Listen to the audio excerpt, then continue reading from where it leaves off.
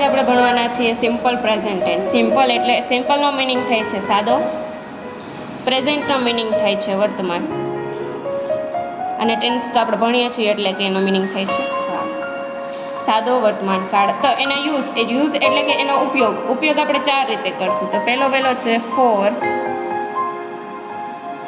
Daily activity.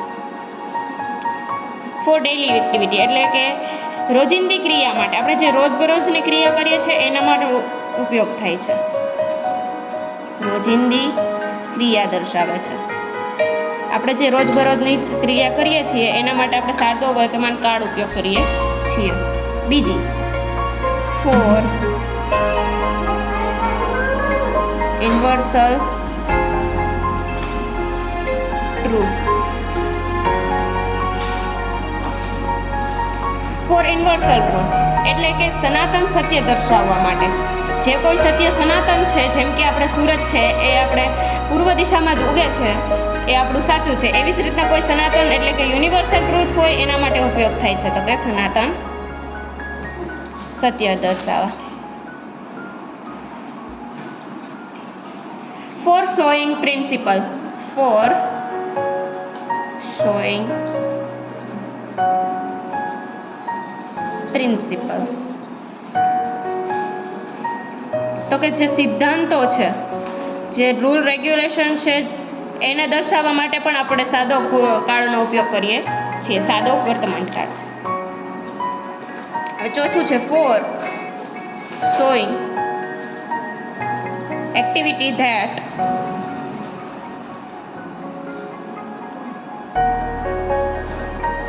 Tax place after a creation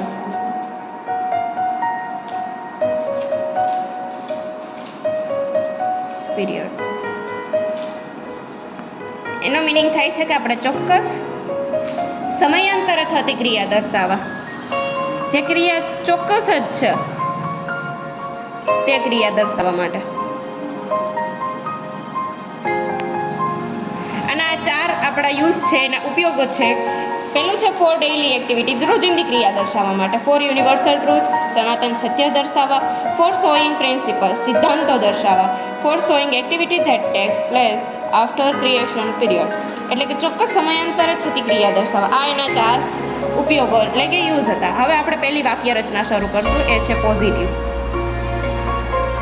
positive એટલે કે વિધાન અથવા તો હોકાર વાક્ય રચના.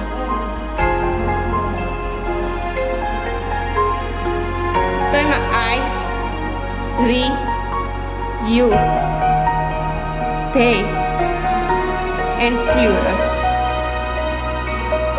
આપણે જે છે 5 વસ્તુ, એના માટે આપણે વર્બનું કયું રૂપ? તો કે વર્બ 1 એટલે કે V1 કે જે મૂળ રૂપ છે.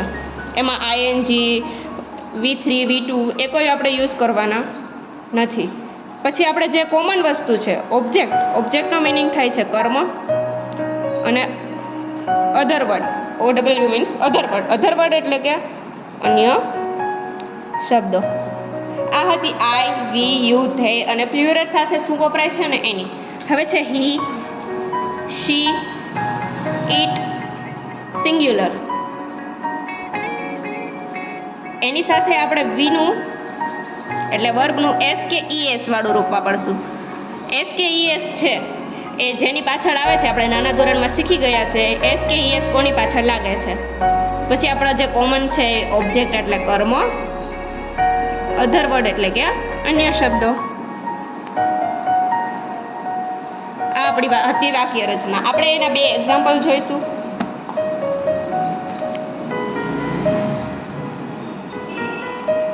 વી બ્લેન્ક ક્રિકેટ ડેઇલી.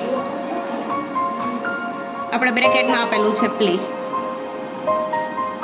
વી છે એ આપણી વાક્ય રચનામાં આઈ, વી, યુ, ધે, પ્લ્યુરલ. એની સાથે આપણે વર્ગનું વર્ગનું મૂળ રૂપ વાપરતા હતા. વર્ગ મૂળ રૂપ માટે એટલે કે જે આ રૂપ છે એને અહીં આપણે મૂકી દેવાનું.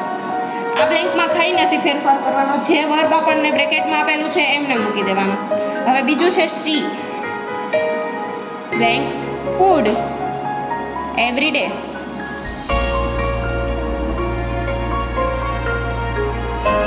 બ્રેકેટમાં છે કુક. આ છે આપણો વર્બ.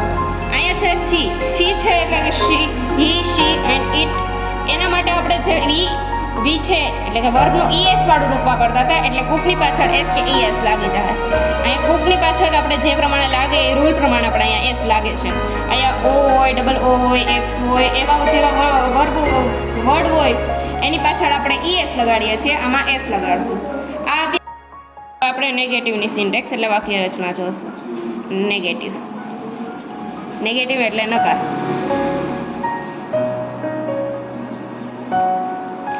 એમાં આઈ, વી, યુ, ધે અને પ્લ્યુરલ. એની સાથે આપણે ટુ બીના રૂપ એટલે કે સહાયકારક રૂપ છે એનો ઉપયોગ કરશું. છે do. I, we, you, they plural સાથે ડુ લાગે એટલે ડુ નોટ આવી જશે અહીંયા વચમાં. Do not. આપણે સહાયકારક એટલે કે ટુ બીના રૂપનો ઉપયોગ કર્યો છે. એના પછી વર્બ આવશે એટલે કે વી1. પછી આપણે જે કોમન છે એ ઓબ્જેક્ટ ને અધર વર્ડ. એવી જ રીતના હી, શી, ઇટ સિંગ્યુલર. એમાં ટુ બી એટલે કે સહાયકારકના રૂપ સ્વરૂપે આપણે ડઝનો ઉપયોગ કરશું. એની પાછળ લગાડી દઈશું નોટ. ડઝ નોટ એટલે પછી પાછું આપણું કોમન. અહીંયા ડઝ નોટનો ઉપયોગ કર્યો છે એટલે અહીંયા વીનું એટલે કે વર્બનું આપણે es વાળું રૂપ લેવાની જરૂર નથી, કેમ કે આપણે ડઝ નોટ લીધું છે. એક્ઝામ્પલ તરીકે આપણે જે શાકમાં મીઠું નાખીએ છીએ એ આપણે પહેલી વાર નાખ્યા પછી આપણે બીજી વાર નાખ્યા નથી. એવી જ રીતના આપણે ડઝમાં esનો ઉપયોગ અહીંયા કરી લીધેલો છે એટલે આમાં વીનું es વાળું રૂપ નહીં, મૂળ રૂપ જ ઉપયોગ કરીશું. પછી ઓબ્જેક્ટ, અધર વર્ડ, કોમન. આ સિન્ટેક્સ. હવે આપણે એના જોશું example. I blank not blank speak. જેમાં આઈ સાથે આપણે જોયું, આઈ સાથે આપણે ડુ એ સહાયકારક એટલે કે ટુ બીના રૂપનો ઉપયોગ કરતા હતા એટલે અહીંયા ડુ આવશે. અને આ જે બ્રેકેટમાં છે વી1 એટલે વી1નું વી1 જ રહેશે. બ્રેકેટમાં આપેલું વી1 જ હોય છે. બીજું છે હી. હી બ્લેન્ક નોટ બ્લેન્ક રન. હી સાથે આપણે ડઝ વાપરશું જે ટુ બી એટલે કે સહાયકારકનું રૂપ છે. રન જ રહેશે કેમ કે એ વી1 છે. હવે આપણે સ્ટાર્ટ કરશું interrogative.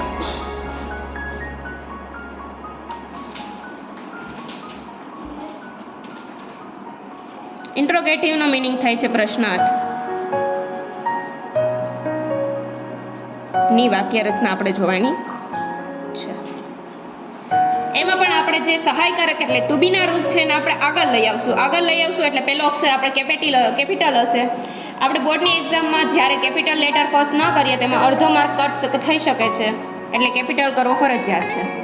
Do plus I, we, you, they,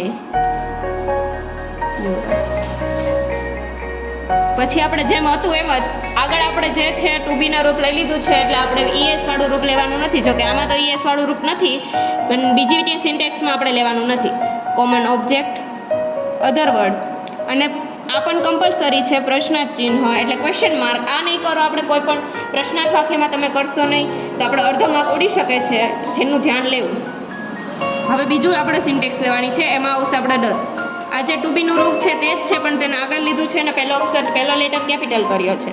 does કેની સાથે વપરાતો હતો તો કે હી, શી અને ઇટ સિંગ્યુલર સાથે.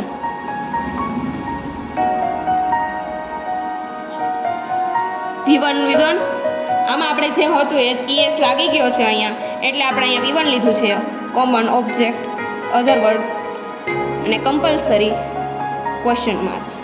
આ આપણી હતી ઇન્ટ્રોગેટિવની વાક્ય રચના. હવે આપણે જોશું તેના એક્ઝામ્પલ. બ્લેન્ક યુ બ્લેન્ક મી.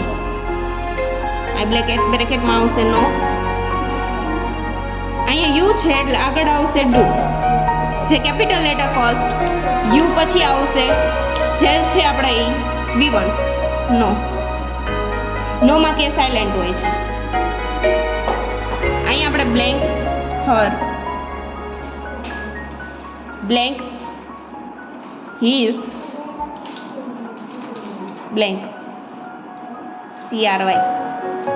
આ છે એક છોકરાનું નામ છે. છોકરો કેમ આવે છે તો કે હીમાં આવે છે. હી હોય એટલે આપણે અહીંયા લગાડશું આપણે ડઝ હીર ક્રાય. ક્રાયનું એમને રહેશે કેમ કે આ શું છે V1 છે.